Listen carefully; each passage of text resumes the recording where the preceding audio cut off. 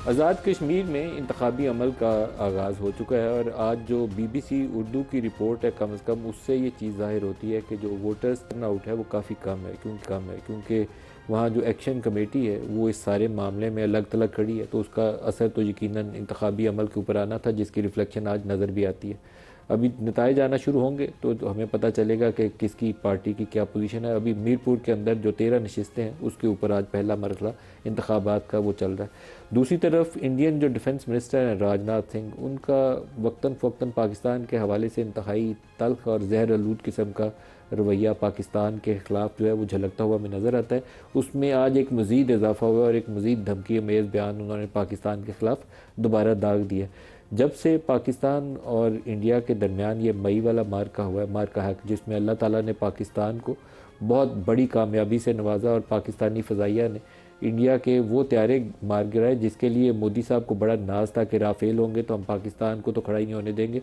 लेकिन पाकिस्तानी J-10C और JF-17 thunder's ने उनको मार भगाया। 7-8 जहाज़ उनके तबाह हो गए और उनकी बेसिस जहां पाकिस्तानी फतह मिसाइल पहुंच सकता था उसने सारी वो बेसिस को भी हिट किया। वो तकलीफ़ अभी उनकी बरकरार है, तो पाकिस्तान को बहुत ही एक अच्छी हिकमत अमली के साथ इस मामले में दुनिया के साथ लेकर चलना चाहिए, क्योंकि इंडिया के जो अज़ाइम पाकिस्तान के हवाले से हैं वो मुझे लगता नहीं है कि वो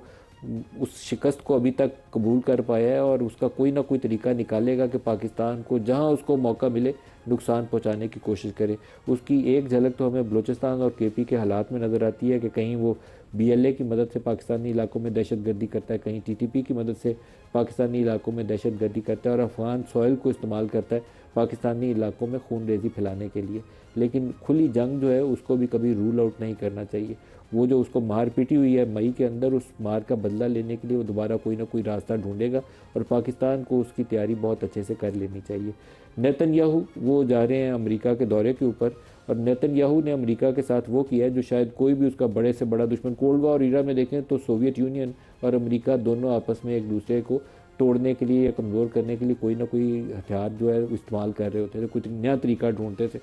मुख्तलिफ मुल्कों के अंदर दोनों अपना अपना इन्फ्लुएंस बढ़ाने की कोशिश करते थे, लेकिन नेतन्याहू अकेले ने वो कुछ अमेरिका के ख़िलाफ़ कर दिया है शायद जो चीन और रूस या कोई भी अमेरिका का दुनिया का सबसे बड़ा दुश्मन भी मिलकर उसके साथ नहीं कर सकता था। ईरान जंग में अमेरिका को वो घुसेड़ लाया है कि आओ जाके इसके ऊपर हमला करते हैं, और ये तो 4 दिन अमेरिका की ताकत के मुकाबले में खड़ा ही नहीं हो सकता। और ये जो जोम था ट्रंप के अंदर भी था कि हमारी तो ताकत इतनी ज़्यादा है तो हम इस जंग में जाएंगे तो ईरान तो आगे से खड़ा ही नहीं हो सकता। लेकिन ईरान ने उस जंग में जिस इस्तिकलाल का और हिम्मत का मुजाहरा किया, उसके नतीजा अब यह है कि इस इलाके के अंदर एक खौफ की फ़िज़ा मौजूद है कि अमेरिका यहाँ से निकल गया तो क्या होगा। ये फ़िज़ा क्यों खौफ की पैदा हुई है? ईरान तो इतनी बड़ी ताकत नहीं है, ना उसके पास फ़िज़ाइया है ना उसके पास नेवी है। ईरान के पास सिर्फ मिसाइल थे और वो ड्रोन्स थे जिसकी मदद से वो इस इलाके के अंदर जहाँ जहाँ अमरीकी अड्डे मौजूद हैं उनको वो निशाना बनाता है। इन तमाम इलाकों के ममालिक के पास अमेरिका ने बहुत जदीद तरीन वो एयर डिफेंस सिस्टम दिए हुए थे कि जो भी मिसाइल आएगा, जहाज़ आएगा, तो आप यहाँ से चलाओगे तो आप उसको फ़िज़ा में मार गिराओगे तो आप मुकम्मल तौर पर महफूज है, ख़तरे की बात ही कोई नहीं है। लेकिन अब हो ये रहा है कि जब ईरानी मिसाइल जाते हैं या उसके ड्रोन जाते हैं तो इन ममालिक में वो जो इंटरसेप्टर्स हैं जो नीचे से फायर किए जाते हैं वो बड़ी तादाद में ख़त्म हो चुके हैं, और ख़ुद जो स्टॉक पाइल्स अमरीका के अंदर हैं उसमें भी बड़ी किल्लत पाई जाती है। अमरीकी अब जो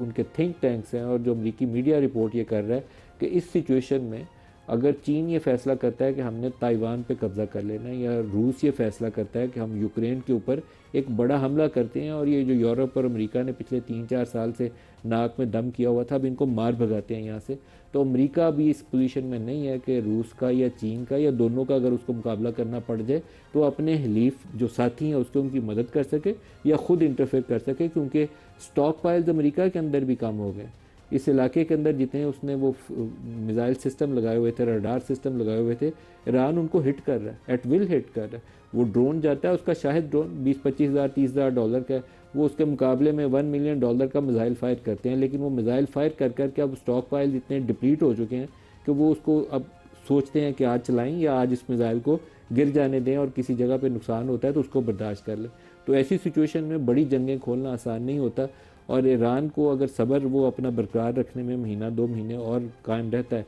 तो अमेरिका के पास सिवाय इसके कोई चारा नहीं होगा कि दोबारा मुज़ाकरात की मेज़ के ऊपर बैठे और उससे एक ऑनरेबल डील करे। वो जो कहता था रोज़ ट्रम्प के ईरान में मेरे से हाथ जोड़ रहा है, माफ़ी मांग रहा है कि मेरे से मुआहदा कर लो, तो शायद ट्रम्प को वो फ़ोन करना पड़े, वो जिसके अंदर वो कहे कि मैं माजरत चाहता हूँ माजी के बयानात की, आओ बैठते हैं और बात करते हैं। खुली जंग में अभी भी अमेरिका के मुकाबले में कोई नहीं है। इतनी बड़ी उसके पास नेवल पावर है और इतनी बड़ी उसके पास एयर पावर है, लेकिन दूसरी तरफ एक ऐसी कौम है ईरानियन जो उस तकलीफ़ को सहने के लिए तैयार हैं। वो कहते हैं कि हम सरेंडर नहीं कर रहे, हम मुकाबला करेंगे, ठीक है जो नुकसान हमारा हो रहा है, लेकिन हम जवाबी तौर पर अमरीकी जो अहदाफ है उनको निशाना बनाते रहेंगे। और इस सारे मामले के अंदर जो शख्स एक नेतन्याहू अमेरिका को इस जंग में खींच के लाया था, उसको इस जंग का हिस्सा बनाया था, सिर्फ वो आराम से बैठा हुआ है। बाकी उसके इलाके के सारे हलीफ ममालिक जो अरब ममालिक हैं वो भी निशाने पे, अमेरिका भी तकलीफ़ में है, नेतन्याहू आराम से बैठा हुआ है।